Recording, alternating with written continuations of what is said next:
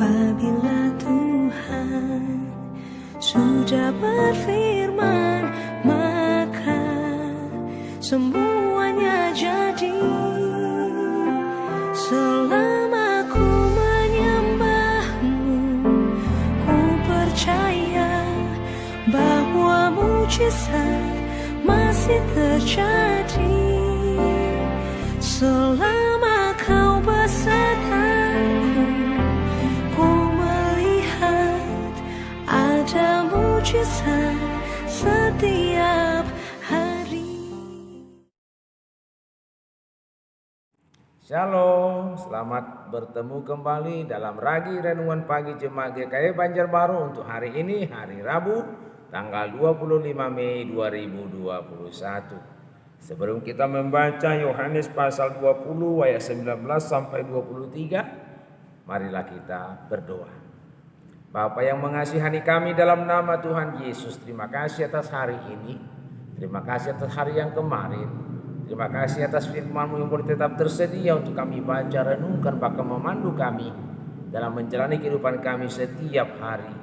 Urapi kami ya Roh Kudus dalam nama Tuhan Yesus. Amin.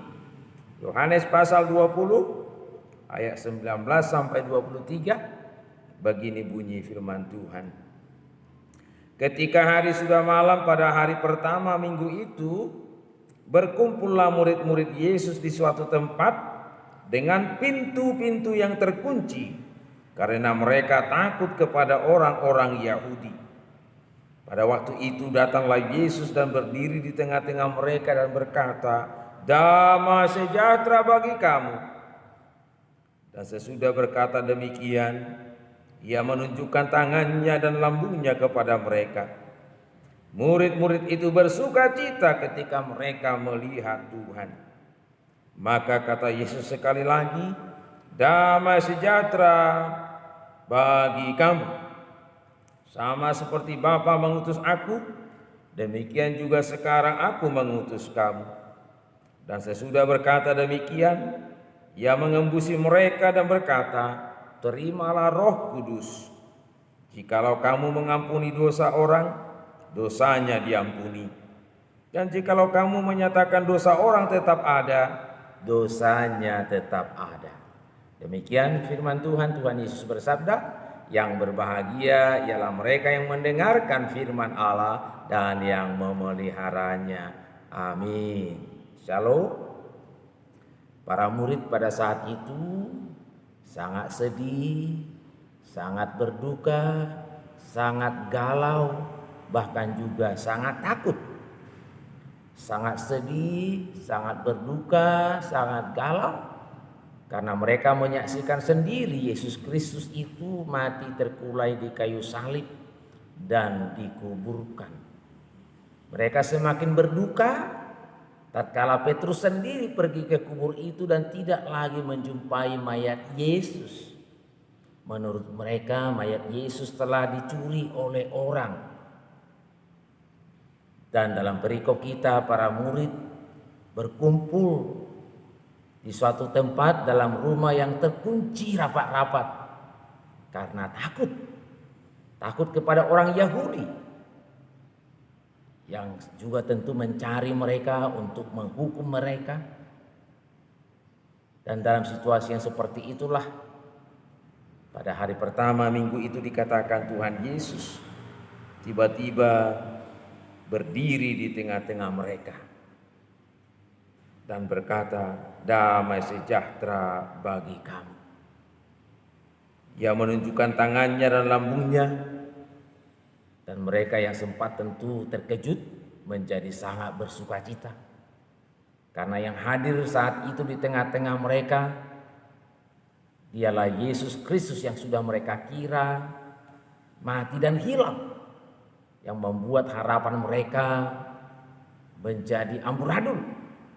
Tapi sekarang secara nyata mereka melihat Yesus yang memang disalibkan itu dengan tanda paku di tangannya dan tombak di lambungnya berdiri di tengah-tengah mereka, hidup dan berkata-kata, "Damai sejahtera bagi kamu." Dan Melihat Yesus ada di tengah-tengah mereka, para murid bersukacita. Dan kembali Yesus mengatakan, damai sejahtera bagi kamu. Dan Yesus mengembusi mereka dengan Roh Kudus dan mengutus mereka untuk menyampaikan Injil kabar baik di dalam kematian dan kebangkitan Yesus Kristus itu, yaitu tersedianya pengampunan dosa bagi umat manusia. Bahkan para murid boleh menerima kuasa, di mana mereka diberi kuasa untuk menyatakan apakah dosa seseorang diampuni atau dosa seseorang tidak diampuni. Dan kuasa itu tentunya berdasar kepada apakah seseorang itu mau menyambut karya keselamatan oleh Yesus Kristus itu atau tidak.